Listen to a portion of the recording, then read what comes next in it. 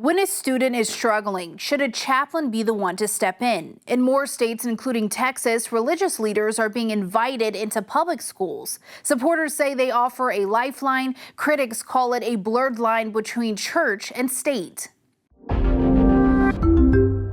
The renewed topic comes from a recent AP NORC poll. Most Americans support school chaplains, but fewer want teachers praying with students. Felicia Martin, president and executive director of the Texas Freedom Network, says what looks like help may actually be something else. Schools need additional support and layering for, students having access to someone who can help them process their feelings and emotions. But at the deeper level are questions that cannot be answered. Like, these are not certified mental health experts. Should public schools offer spiritual support for students? The answer divides America.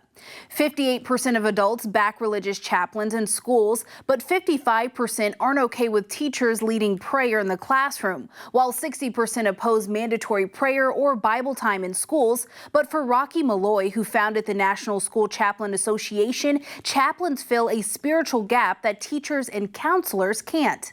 So chaplains make school environments safer, and children enjoy school more when there's a presence of God there. So the program turned out to be very successful at protecting children, and because of that, parents have supported it, and it's grown substantially over the years. In Texas, the role of religion in schools is already being integrated. In 2023, lawmakers passed a bill allowing chaplains in schools. And just last month, Governor Greg Abbott signed a law for daily prayer and Bible reading starting next year.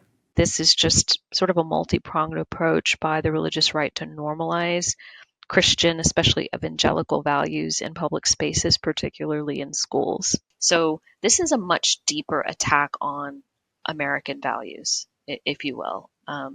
So chaplains in schools fits into this broader strategy, and that it blurs the line between church and state.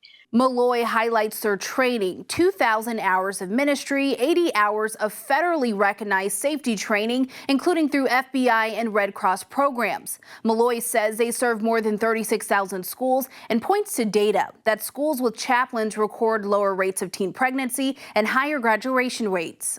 The chaplain is one of the only people who has got the constitutional authority to intercept, to actually intervene to prevent problems. That's why parents on this poll said, yeah, we like that, because many of them understand the chaplain is an asset for the parents protecting their children. Polling shows Republicans are more likely to support chaplains, 70% versus 47% of Democrats. When it comes to teacher-led prayers, support is 60% Republican and just 29% Democrat. Most people value freedom of religion and free speech. Fewer prioritize church-state separation, particularly Republicans.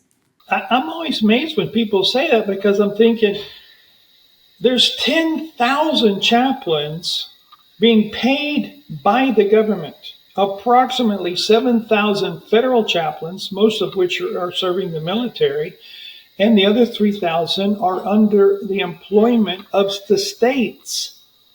Every state in the United States have chaplains on the payroll. Martin says the debate over chaplains goes far beyond classroom walls. She believes it's part of a larger effort to test democracy itself while slowly driving politics into schools. There are no limits or boundaries. Like, even the judicial system is being sort of tested in terms of who has authority. Is it the people? Is it the judiciary? Or is it the executive level government? And I think all of our systems are being put to the test right now. For Straight Arrow News, I'm Kaylee Carey. For the full story, head to SAN.com or download the Straight Arrow News mobile app.